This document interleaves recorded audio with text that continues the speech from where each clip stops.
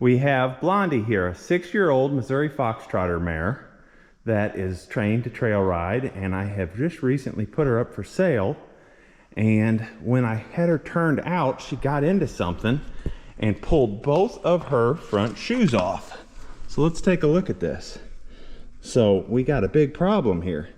This hoof wall has tore off right to the white line here. And here's a good view of it. Here's the hoof wall like it should look up front, then the white line, then the sole, then the frog. So we're gonna have to fix this and see how we can make it look. And she's unfortunately done the same to both sides. And I'm not a very good horseshoer, but I think I can help her. So first thing I'm gonna do is take my hoof knife and start to pare out the sole. What I like to do is follow what they call the white line. That's the spot between the hoof wall and the sole. And I kind of pare that out a little so that I know how much of the sole I can cut out. And I form a line that I can clip to get the hoof exposed again. Have to switch back and forth sometimes between right and left-handed knives.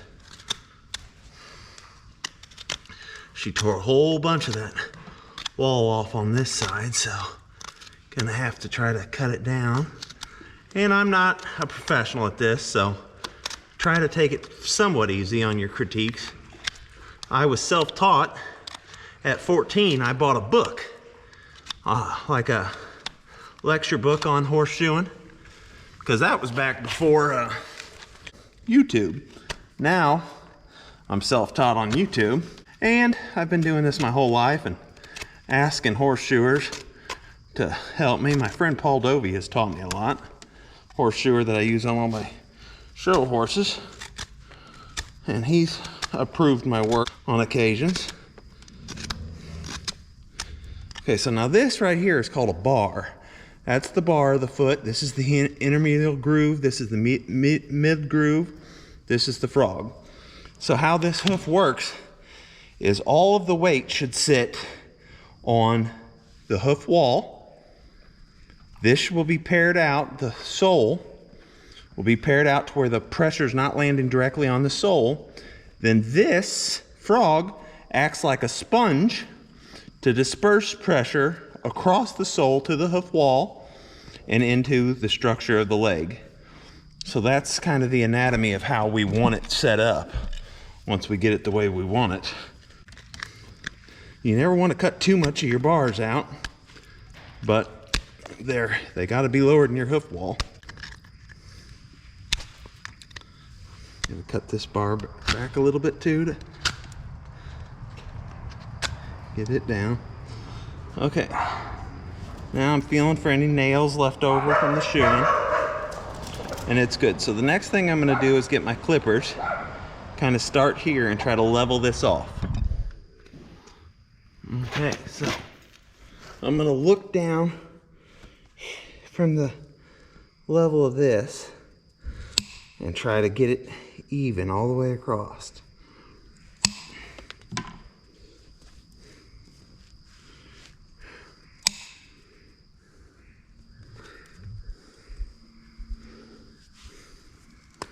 There's better ways to do this. I usually put it between my legs, but this time I'm trying to film, watch the camera, clip, all at the same time. And I like to be behind the hoof where I can keep looking at the flatness, you know, because I don't have as good a feel as somebody who does this every day. I can get good results though.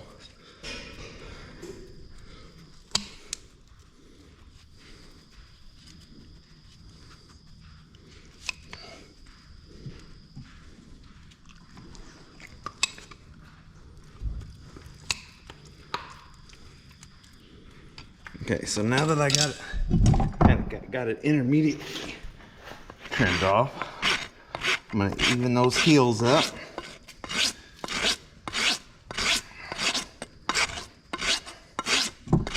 Start making everything level with the rasp.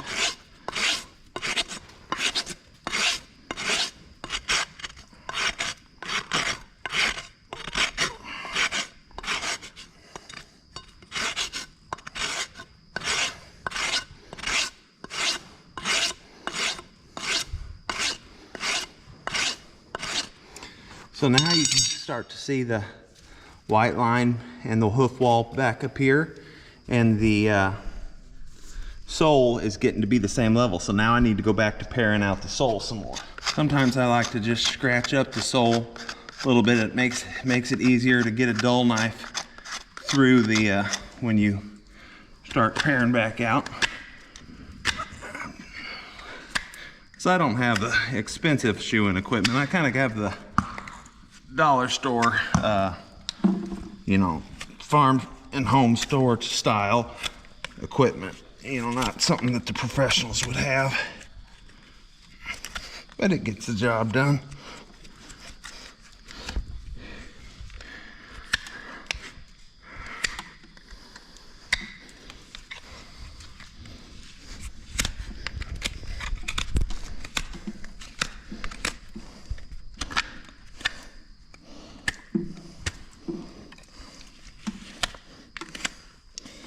Okay, now what I'm gonna do, I see a crack here, so I'm gonna go a little bit lower, get this white line cleaned up. See how there's a little bit of separation there?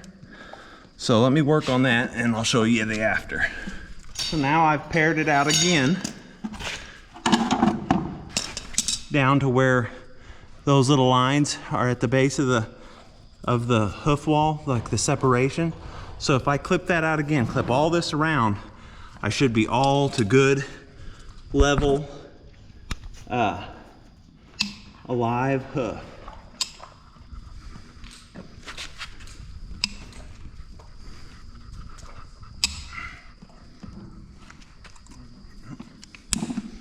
I'm starting to doubt if I got my good clippers or my bad clippers.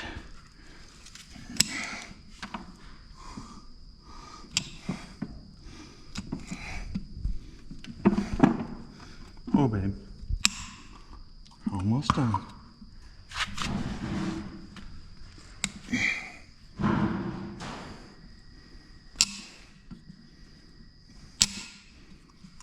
Oh.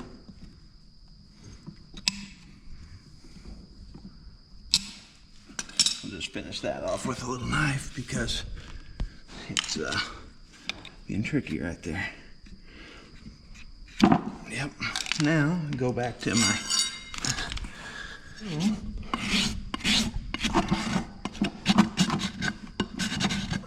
and you try to do more down the hoof than across. You always try to go down, but sometimes you have to go across too.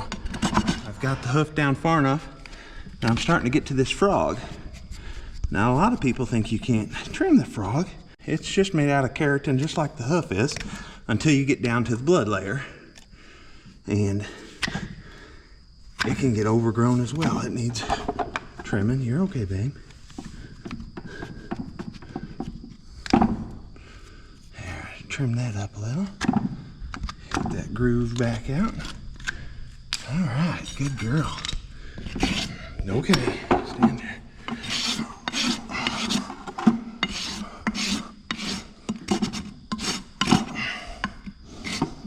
I need to put handles on my rasps. All right, now what I'm gonna have to do is set that down, see how it looks. It's looking pretty good. I'll round it up and shape it a little bit. Then I'll do the other foot and I'll check the angles and make sure that they are symmetrical. So first, when I'm gonna round it up, I kind of like to look and see what's thicker and what's not. Like right here, this corner, the inside corner, is a little thicker than the outside corner, and it's all a little too thick. You want it about the same width as the wall on the front. So we're gonna take some of that off. And good girl.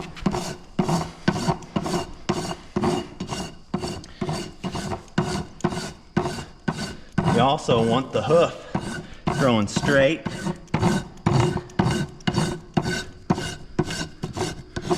Down from the coronary band where the hoof grows. This is the coronary band. That's what grows the hoof wall.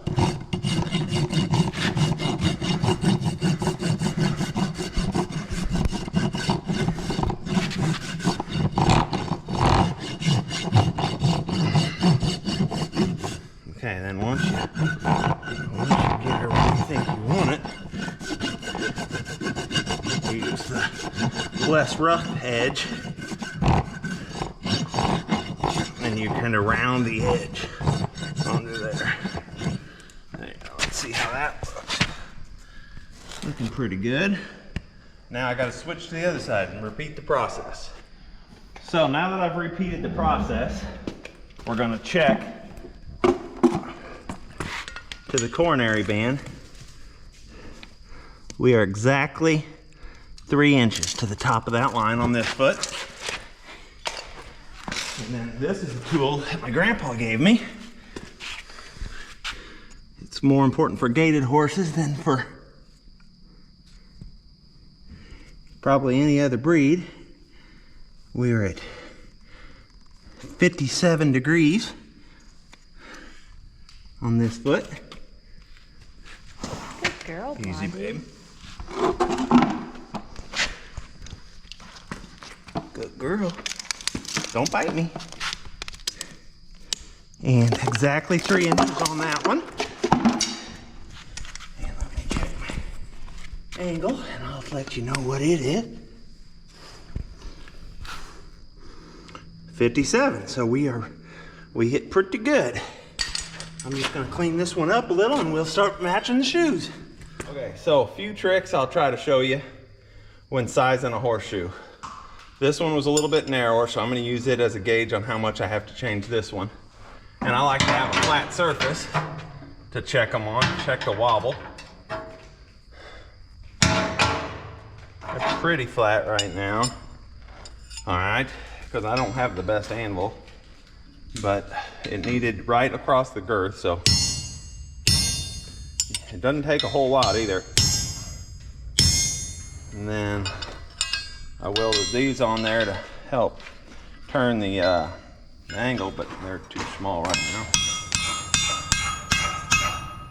Always bend your heels in good so they don't catch. Okay, let me see how that did compared to my gauge one. It's got it exactly the same, and it needed to be just a touch smaller because that hoof on that side was a touch smaller.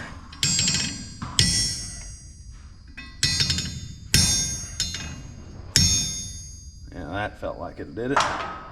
Then whenever you're using used horseshoes too, you want to feel around, and there's usually a lip from hitting the ground. You take the non-rough side of your file, or an old file preferably, and you hit that off.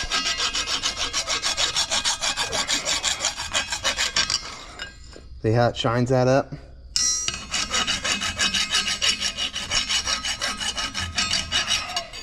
All right, let's go see if that fits that hoof. Okay. Yeah, that is pretty close. Actually, I might have went a hair much there, so yeah. Right there on the edges. I'm gonna have to widen this back edge. The front, show exactly. See that hoof wall sticking out over the edge? You don't want that. It may be hard to see with the shadows. But yeah, so go back over there and fix that. And what I'll probably end up doing on this one, I'll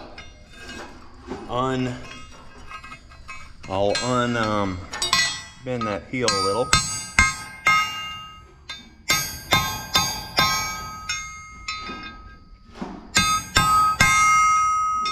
Then what I'll have to do is just open the whole thing up just a little. Check that I didn't roll that over. Oh, now I've got a little bit of a rise in my horseshoe. I don't know if you can see that or not, but this back one is dropping down and this one's flat, so this one's out of shape. Now here's the tricky part. Some people would want to go like this, boom. All you're going to do is make your whole horseshoe crooked. Other people would think you'd hit it back here. But what you do is you get to your flat spot of your anvil,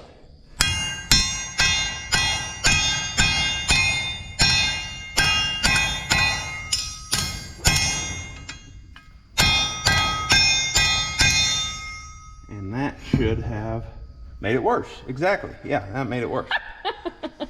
You gotta love that.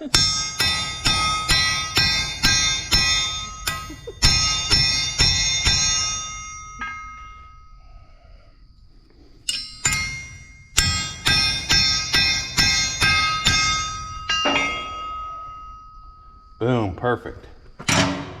Yep, no wobble. See? Good job. Thought I didn't know what I was doing. I was just putting, I did that on purpose to put a little comedy in there for you. Perfectamundo.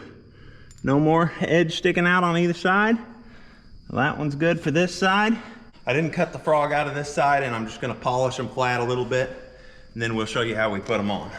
All right, there's a lot of ways of doing this, and I'm not good at any of them.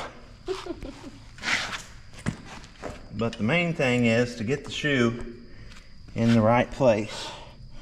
You gotta check the heels mostly and make sure you got them where you want them. That's good. That's where I want them. And then these nails, I don't know if you can see it, but they're tapered one way. One edge is flat, one edge is curved. And you point that curved back to where it's going to come out the hoof wall.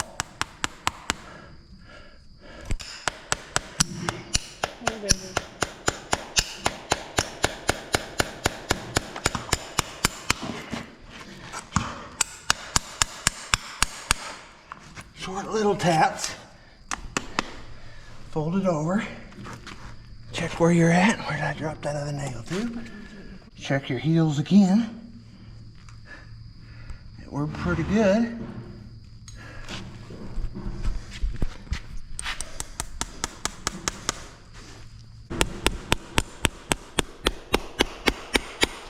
And give her a break. And before she gets a chance to hurt herself with it, or you, bend that nail over and hammer it down or cut them off. I've already checked. It's catching the heels really well in the bars. It's about 1/100th sticking out on this toe. It's the toe sticking out, which is good. I can trim that back with the file. So it's lined up really good. So we're gonna go on and nail this shoe on the rest of the way.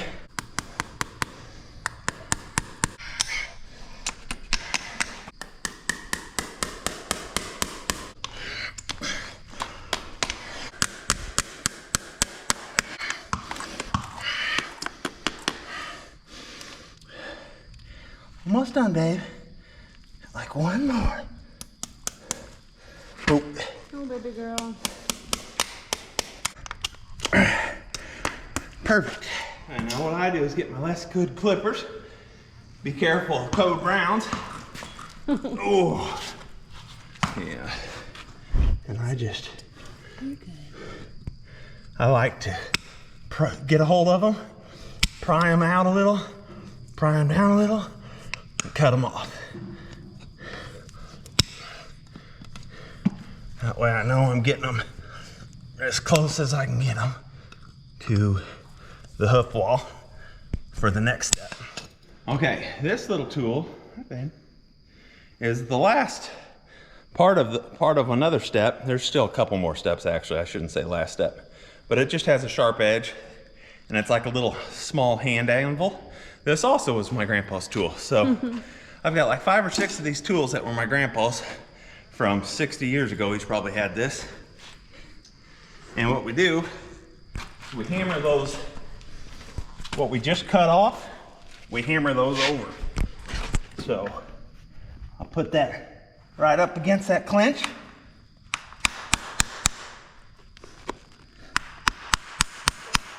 And drive. It really sets. This is called a nail set, and it really sets them, pulls that shoe down tight. These are your clinchers, okay? And we're gonna bend those things that we just set, those nail sets we just did, we're gonna bend those over flat with those. So before you do that though, you kind of make a spot for them to sit with the file. Get the fuzzies off, go right underneath them. And then I'll take and get this down to the horseshoe, like I was saying. Remember that toe was a little long anyway, so that's why we left that shoe back. The hoof wall was wider at the toe, than at the sides, so we had some wiggle room. And I'm using the metal side of my file, so I'm not taking a lot of hoof off at once.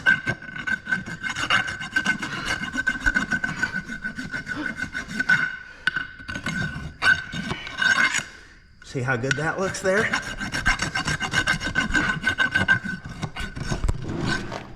Now I take my set, or my clinchers,